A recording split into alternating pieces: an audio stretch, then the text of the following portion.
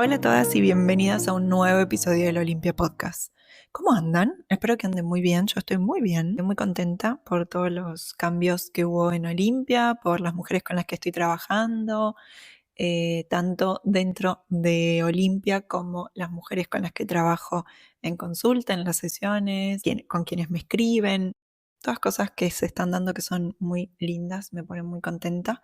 Y yo me siento mucho mejor también, porque para quienes saben, he podido poner mejores límites al trabajo y trabajar menos, porque una de las reglas que más me corre es la de si paro, entonces lo que sea. Esto de ser productiva todo el tiempo, de estar aprendiendo todo el tiempo, bueno, la autoexigencia en su máximo esplendor. Así que estoy contenta de haber encontrado una... No creo en el balance, esto lo he dicho antes, ni en el equilibrio, porque sí creo que hay momentos de mi vida en las que le pongo 90% a algo y 10% a otra cosa y con la que me siento muy bien haciendo eso, y en otros en los que quizás sí se puede acercar más a un 30-30-30 o un 50-50, pero bueno, no creo que es posible el balance en la vida. Creo que sí, detrás de eso hay decisiones que tenemos que tomar con criterio, con sentido, que esté alineado a lo que buscamos en ese momento. Y va a haber veces que le ponemos mucho a algo y mucho menos a otra cosa. La idea es que sea una decisión y no que sea porque nuestras reglas sociales, nuestra cabeza, nuestra manera de lidiar con nuestras emociones estén tomando decisiones por nosotros. Así que en eso estoy muy contenta. Bueno, contarles para quienes es la primera vez que escuchan un episodio, Olimpia Podcast nació como un espacio para sacar a la psicología fuera de consulta, en la que hablo de perfeccionismo y autoexigencia, como les acabo de decir, síndrome del impostor, autoestima, el hábito de complacer, los mandatos que hacen que estemos siempre permanentemente atentas a lo que el resto necesita de nosotras, a no desagradar, no desilusionar, a lidiar mejor con nuestras emociones y mucho más. La intención de este podcast fue unir lo que sabemos de la psicología, que funciona, una psicología rigurosa, y el feminismo, algo que saben que para mí es fundamental en la práctica, no solo clínica, sino en la práctica en general de todas las áreas de nuestra vida. Así que en este episodio vamos a hablar de eso, pero en este podcast, hablamos todo el tiempo de eso. Detrás del podcast estoy yo, que soy Valentina, soy psicóloga clínica sanitaria, eh, ya con muchos años estudiando en el campo de la psicología y trabajando con mujeres, que eso es lo más hermoso de mi trabajo. Tengo un trabajo que amo mucho, que ese es mi problema, cuando no puedo cortar con los límites de mi trabajo, pero que disfruto un montón y disfruto muchísimo hacer este podcast, así que me alegra tenerlas acá una vez más. Empecemos con el episodio de hoy, que quería hablar de este hábito de revisar, de controlar, de cuidar de más. Y no se me ocurre mejor manera que empezar este episodio hablando de una de las metáforas que usamos mucho en terapia y en terapia de pareja, y que incluso a mí me ayuda para pensar las relaciones, que es esta metáfora de una planta, ¿sí? De esta relación como una planta, en la que a mí me pasa, y para quienes me siguen en Instagram saben que hace un tiempo me había comprado una planta muy hermosa, un ficus grande, grande, que se me murió. Lo digo sonriendo, pero horrible, me pone mal porque, bueno, estaba muy contenta y me pone mal, obviamente, bueno, descuidar, ¿no? A una planta. Entonces, estoy en eso, aprendiendo, pero me pasa mucho y por eso, como tengo plantas y siempre tuve, me encanta cuidarlas, pero no soy muy buena en eso estoy, sigo aprendiendo. Una de las metáforas que más usamos tiene que ver con las plantas, con una planta, con cuidar una planta. Y para quienes somos de tender a exigirnos y a exigir al resto, nos puede pasar esto de estar muy pendiente, el de ponerme nerviosa y tocar la planta y moverla y regarla de más, querer cambiarle la maceta una y otra vez, el cambiarla de lugar, el buscar que le dé el sol directo, que no le dé el sol directo, que ya no, ahora sí, que comprarle un líquido de no sé qué o un fertilizante de no sé cuánto, ¿no? Y esto de el estar tan pendiente, que acabar interfiriendo en un proceso natural de crecimiento ¿sí? O incluso el acabar secándola por ahogarla, el matándola por ahogarla, ¿sí? Por darle demasiado, o al revés, por estar muy arriba, ¿no? Y entonces acabar ahogándola, o el que se pudra en el peor de los escenarios, ¿sí? Y que acabe muriendo.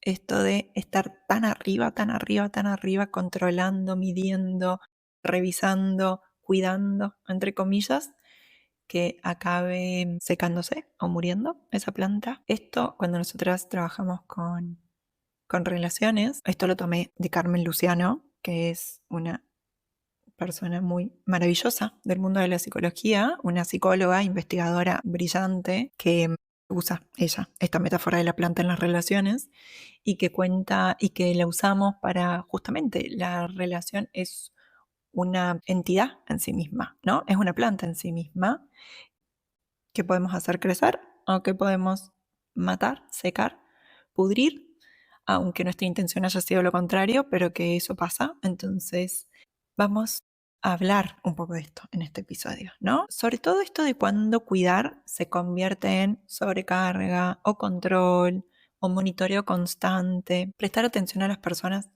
por supuesto que es valioso, es importante, es la matriz de nuestra sociedad y del ser humano el estar pendientes y atentos al resto, pero cuando esa atención nace de la del querer aliviar nuestra ansiedad y no del interés genuino, los límites entre lo que es mi responsabilidad y la de los demás comienzan a desdibujarse, o aquello que va a funcionar mejor comienza a cambiar de resultado y quizás acaba peor.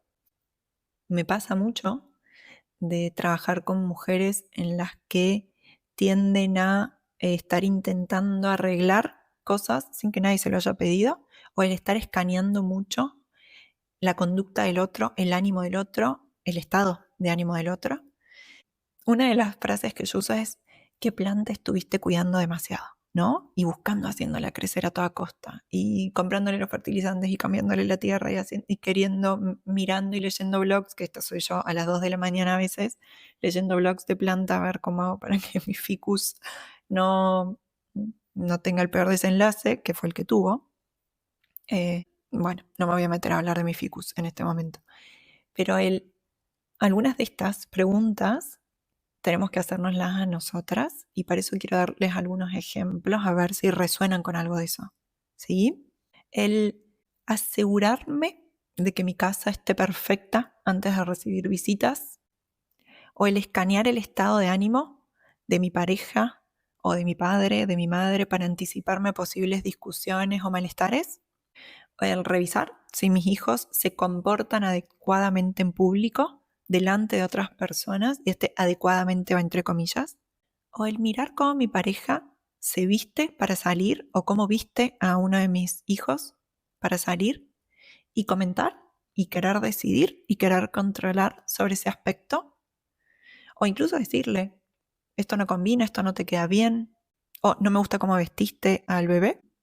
Esto me refiero con el modo de escaneo, modo de control, ¿sí? O revisar, estar en una reunión o en una juntada o en un encuentro de amigos y estar muy pendiente de los gestos de los demás, de si están disfrutando de la comida, del lugar, de la conversación, de la reunión, ¿sí? El adelantarte a los posibles signos de malestar en los demás, en tus hijos, en tu pareja, en tu familiar, en tus amigas.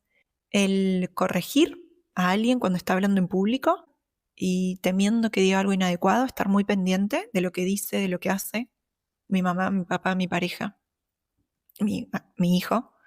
O el ponerme a evaluar si el plan que eligieron va a ser aburrido o demasiado exigente para alguien, estar como muy pendiente, o estar pendiente si mi pareja respondió a los mensajes de un grupo de WhatsApp en el que yo estoy, ¿sí? O que tenemos en común, o si le mandó feliz cumpleaños a algún conocido, o si respondió el llamado que le hizo tal amigo, ¿no? El estar pendiente. O que esto me hace acordar a mí, el estar observando si mis padres o mis abuelos están comiendo lo suficientemente sano, o poniendo más sal o menos sal, o comiendo en función de cuidar su salud, y eso era control total. Para quienes esto alguna vez, bueno, esto es muy personal, pero viví muchos años sola con mi abuelo. Bueno, sola no, con un grupo de enfermeras maravillosas que cuidaron de mi abuelo muchísimo, pero yo era la que, digamos, vivía con él y me pasé muchísimo controlando su conducta de si comía con mucha sal, con poca sal, que tenía que ponerle poca sal, y si comía con mucha sal, o si tomaba alcohol de más, o comía demasiado dulces, o cosas así. Y pasé todos esos años, o muchísimo tiempo de esos años, controlando lo que él comía. En mi interior era el servicio de cuidarlo, pero no creo que lo hice. Creo que estaba tan pendiente, evidentemente, de que coma con menos sal, o que no coma tanto dulce, o que no tome tanto alcohol, o que no coma tanto, ¿no? Y restringiendo lo que él quería comer, porque primero yo pensaba que yo era la que sabía más que él, lo que él quería, lo que le hacía mejor. Segundo, queriendo evitar el resultado de que tenga algún problema de salud, que se vaya antes de mi lado.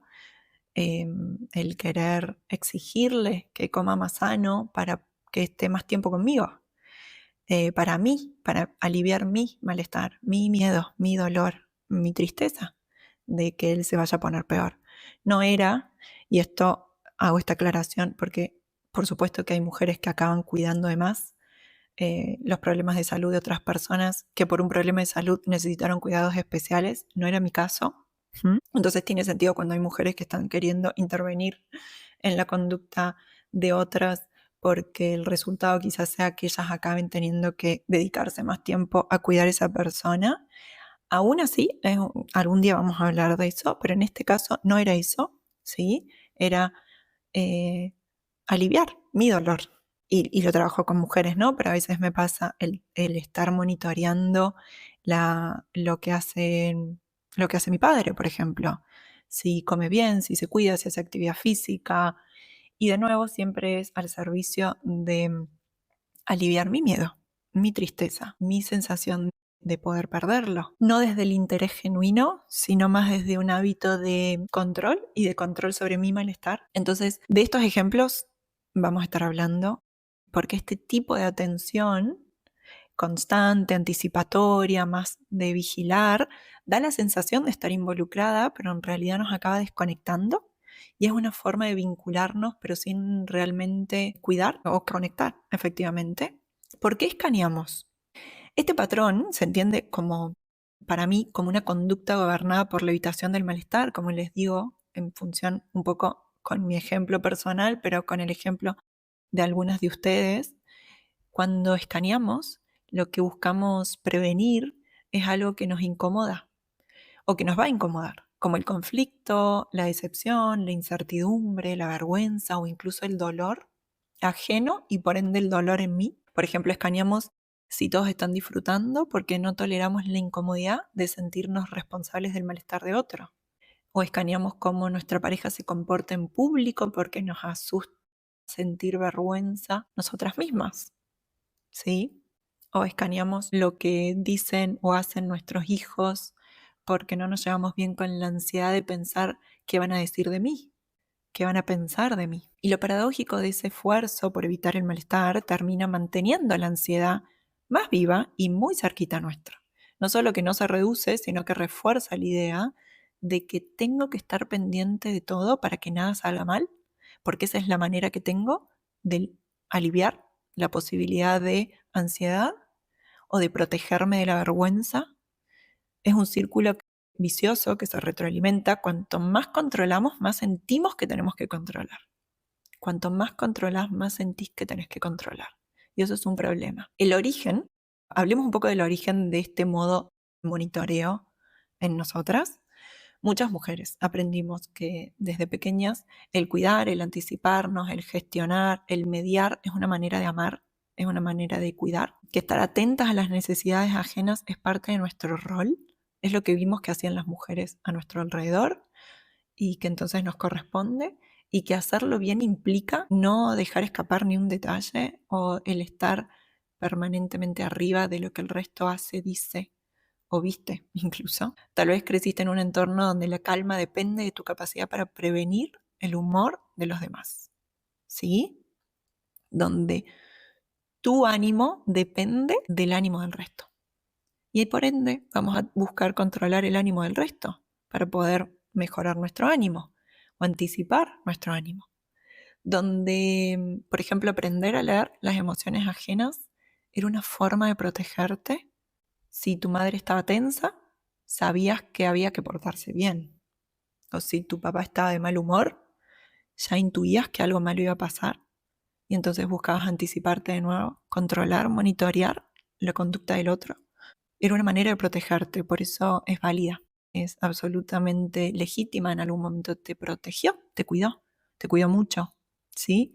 Pero quizás en este momento, y si estás escuchando este episodio, no esté siendo lo más efectiva, no te esté ayudando tanto o esté teniendo costos. Este tipo de aprendizaje, como te digo, tiene muchísimo sentido en la infancia porque nos mantiene a salvo probablemente. Pero puede que en la adultez, sobre todo si sos mujer, acabe siendo una carga. El cuerpo, tu cuerpo sigue en alerta, sigue escaneando y ese hábito, aunque parezca una forma de conexión, en realidad está siendo una estrategia de control y de supervivencia emocional aprendida, pero a su vez de pérdida de intimidad y de más sobrecarga. Ese escaneo creemos que es como una conexión, pero acaba siendo medio una falsa conexión. Cuando escaneas no estás realmente presente con el otro. Yo cuando estaba monitoreando lo que hacía mi abuelo, yo no estaba presente con él. Estaba pendiente de su comportamiento, estaba pendiente de lo que hacía, o si lo haces con otras personas, quizás incluso estás pendiente de su tono, de su reacción, de lo que podría salir mal. Te parece que estás involucrada, pero lo que estás haciendo es monitorear, no es conectar. Y lo curioso es que muchas veces las personas que son objeto de ese escaneo lo sienten. Sienten la presión de ser observadas, corregidas o medidas. Y como respuesta tienden a defenderse y quizás nos dicen no me digas lo que tengo que hacer. O tienden a evitarte y te dicen prefiero hacerlo sola o solo. O a rendirse y te dicen hacelo vos, ya que lo sabes hacer mejor y acabamos sobrecargándonos con tareas. Ninguna de esas respuestas genera lo que queremos: conexión, intimidad, crecimiento de la relación, sino que genera distancia, frustración o sobrecarga.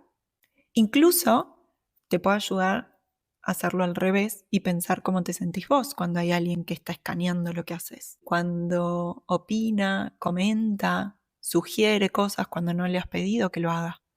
¿Sí? Ser objeto del escaneo de otro se puede sentir así. Incluso yo me pongo a la defensiva, yo busco evitarte o yo acabo perdiendo contacto contigo. Veamos lo que realmente ayuda a que las personas crezcan, pero sobre todo nosotras nos sintamos mejor.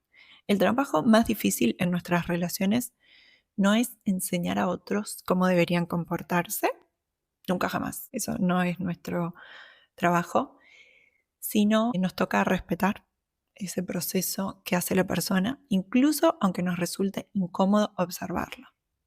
A esto no me refiero con no intervenir nunca, todo lo contrario, es elegir mejor cuándo voy a intervenir y no se trata de quedarnos en silencio, eso jamás o jamás no. Habrá veces que sí, pero siempre al servicio de llegar a donde queremos llegar. Ya no por controlar lo que se nos dispara adentro nuestro, sino que voy a actuar al servicio de ese interés genuino en esa relación, ¿sí? De cambiar el foco de ese monitoreo al interés genuino, a la conexión. Y podríamos intentar cositas como estas.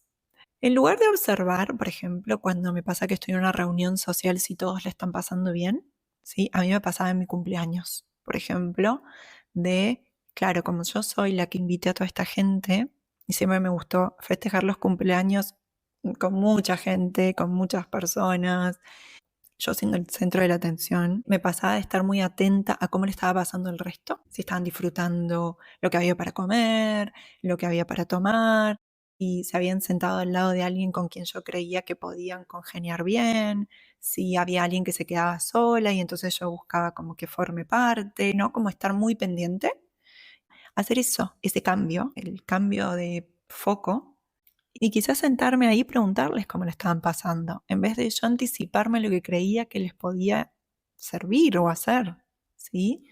En lugar de observar si todos están disfrutando, preguntarles, sentarme ahí y preguntar, ¿cómo te sentís hoy? O en lugar de corregir cómo va mi pareja vestida, preguntarle si se siente cómoda con lo que tiene puesto, si le gusta, porque lo que me importa es que a la otra persona le guste. O si en lugar de interrogar a mis hijos sobre su día, esto me pasa con madres con las que trabajo, ¿sí? Incluso madres de adolescentes que sienten como, qué difícil es hablar con hijos adolescentes, en lugar de interrogar a sus hijos sobre su día, quizás empezar la conversación contándoles algo de nuestro día, abrir espacio, nosotras, para compartir, o en lugar de revisar lo que esté haciendo esa persona en mi trabajo, en una reunión social o lo que sea, en vez de yo ponerme y anticiparme a lo que creo que le puede servir y estar controlando lo que está haciendo, quizás preguntar directamente cómo puedo apoyarla, ¿no? De nuevo, no qué puedo hacer por vos, cómo puedo ayudarte, sino cómo puedo apoyarte, porque eso ya es un lugar distinto. ¿Sí? Si no acabo haciendo las cosas yo y esa no es la idea. O en lugar de estar controlando lo que hace mi madre o mi padre para cuidar su salud, preguntarles qué es lo que creen que para ellos les puede hacer mejor. ¿Sí? ¿Cómo se sienten con lo que están haciendo? Y hacerlo desde un lugar genuino, sin ánimo de estar ya midiendo y pensando lo que les voy a decir para persuadirla de que lo mejor es esto o que debería hacer esto otro. No son cambios grandes, pero sí cambian la dirección de nuestra interacción. Esto de cambiar de este lugar de control al lugar de la conexión, que es muy importante porque se supone que es para lo que lo hacemos. Escanear yo sé que da mucho alivio. Nos creemos que por tener esa información tenemos más control y eso creemos que nos va a dar lo que sea, la posibilidad de tomar una decisión más sabia, correcta, etc. Pero generalmente nos aleja. A veces escanear da una sensación de estabilidad, pero lo que pasa es que nos mantiene ocupadas o que nos distrae de nuestro propio malestar, que es al que tenemos que estar viendo y con el que tenemos que estar lidiando, porque de nuevo queremos cambiar el ánimo del otro porque queremos sentirnos mejor nosotras. Y el camino es, ¿cómo hago yo para sentirme en paz con esta incomodidad que se me dispara sin tener que controlar la conducta del otro? Porque es una ilusión creer que tenemos el control sobre la conducta del otro. Escanear no nos conecta con los demás, sino que nos desconecta y también nos desconecta de nosotras mismas.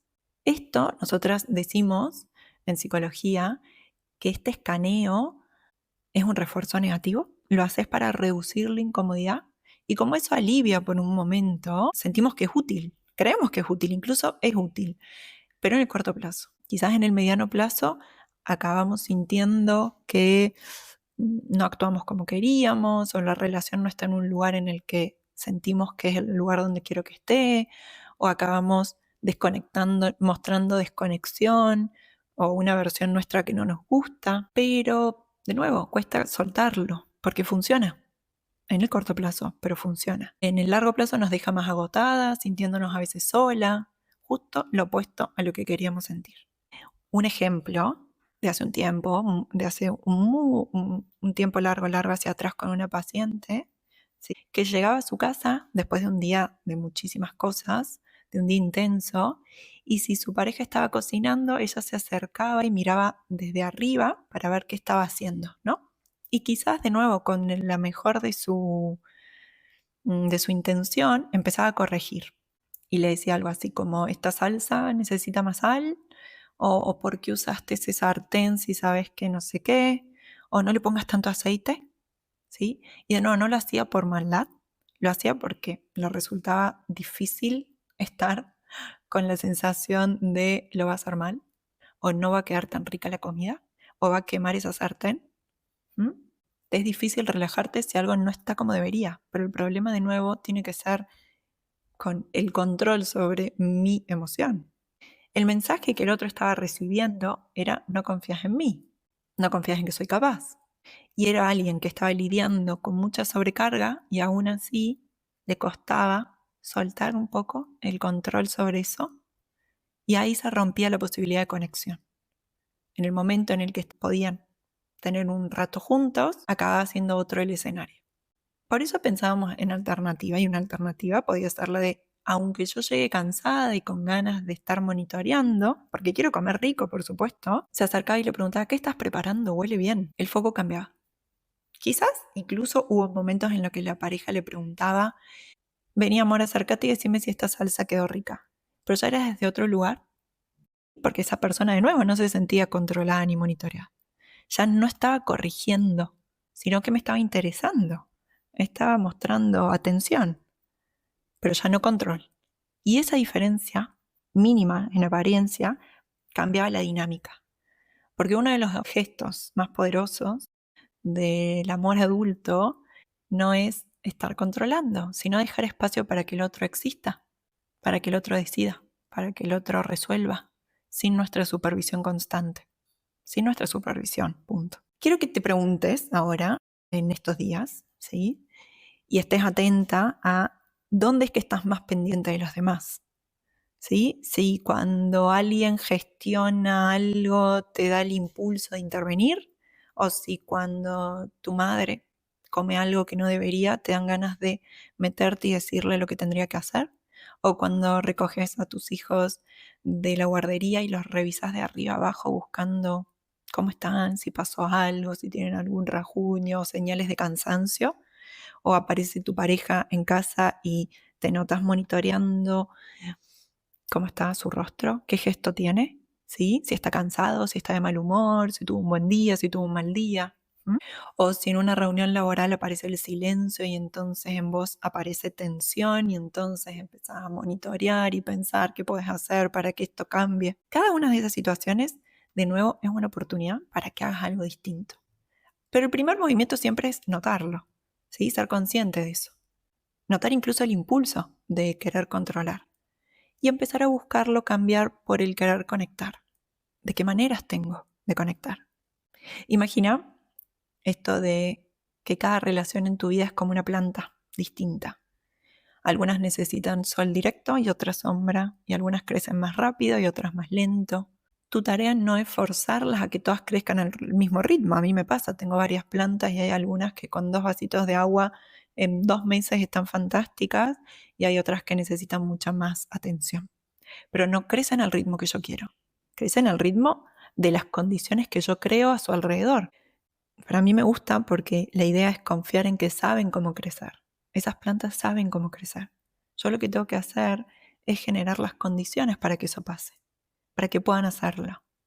Y eso también aplica a nosotras, que no necesitamos estar escaneando todo el tiempo para que las cosas salgan bien. O no todo requiere de nuestra gestión, nuestra supervisión, nuestra revisión, nuestro consejo. A veces el mejor acto de amor es mirar con distancia, lo suficientemente cerca para acompañar y estar si nos necesitan, pero lo suficientemente lejos para permitir que el otro se descubra y que el otro tome las consecuencias de sus actos, de sus decisiones. Practicar la presencia en lugar del monitoreo, que esto es de las cosas más difíciles. Un ejercicio útil para empezar a salir de este modo de escaneo es practicar esta presencia compartida, vamos a decirlo así. Y podemos hacerlo así. Primero observa tu cuerpo. Cuando notes que estás tensa o estás corrigiendo, hace una pausa. Sentí tus hombros, sentí tu respiración, nota tu mandíbula. La tensión física suele ser la primer señal de que estás intentando controlar algo. Después de eso, nombra lo que estás haciendo. Estoy escaneando. Solo ponerle nombre al patrón ya abre un espacio de elección. ¿Sí? Estoy monitoreando. Después de eso, recordá tu intención. ¿Querés controlar o querés conectar? Si tu intención es conectar, cambia el tipo de atención. Ya no con juicio, sino con curiosidad. Ya no buscando qué está bien y qué está mal, sino con interés. ¿Sí? Explorando, curioseando. Y por último, hace una pregunta diferente. En lugar de revisar, pregunta algo genuino que invite a la otra persona a compartir. Ya no a defenderse, sino a compartir. Soltar el escaneo no es dejar de cuidar, Esto para mí es importante decirlo porque a veces cuando hablo de esto, la sensación es, ay, pero entonces hay negligencia, o ¿por qué si no me cuesta nada? O cosas así. Cuidar tiene que ser y tiene que darse de una manera más libre, más adulta incluso, más respetuosa.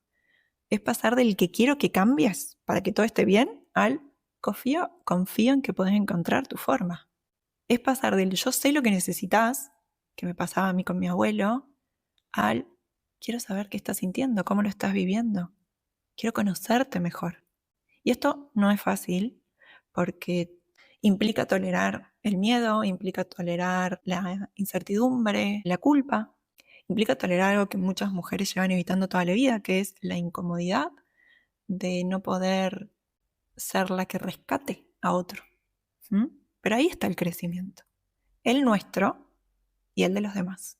A veces cuidar se parece demasiado a controlar y cuando eso pasa ya no es cuidado, sino que de nuevo es una estrategia de regular nuestro miedo, nuestra incomodidad, nuestra inquietud, nuestra culpa. Miedo, digo, a que el otro se equivoque, a que el otro... miedo a sentirte inútil, miedo a perder la calma, o miedo a sentirte mala madre, o mala pareja, o a ser juzgada por tu entorno. Pero la calma real nunca está detrás de tener todo bajo control, sino de aprender a estar presente, aunque no esté todo bajo control. Quizás el reto no sea dejar, para mí, por ejemplo, dejar de mirar todas estas plantas que tengo en casa, sino aprender a confiar en que las plantas crecen incluso cuando no las estoy observando, cuando no las estoy monitoreando, cuando no estoy buscando cambiarles la tierra y saber qué les pasa y tratar de anticiparme en lo que puedan necesitar. En las relaciones pasa lo mismo. Necesito correrme un poco para dejar que esas relaciones crezcan, dejar que la otra persona se desenvuelva y despliegue sus propias conductas con sus propias consecuencias para yo poder acompañar, pero desde otro lugar, desde la conexión y no desde el control. Espero que algo de lo que estamos hablando hoy te resuene, te sirva. Si te interesa este tema, como siempre, estoy al otro lado. Escribime por Instagram o por la web. En la web vas a encontrar un montón de recursos que te pueden servir. Y estoy, como siempre, al otro lado. Te mando un abrazo muy, muy grande y nos escuchamos la próxima.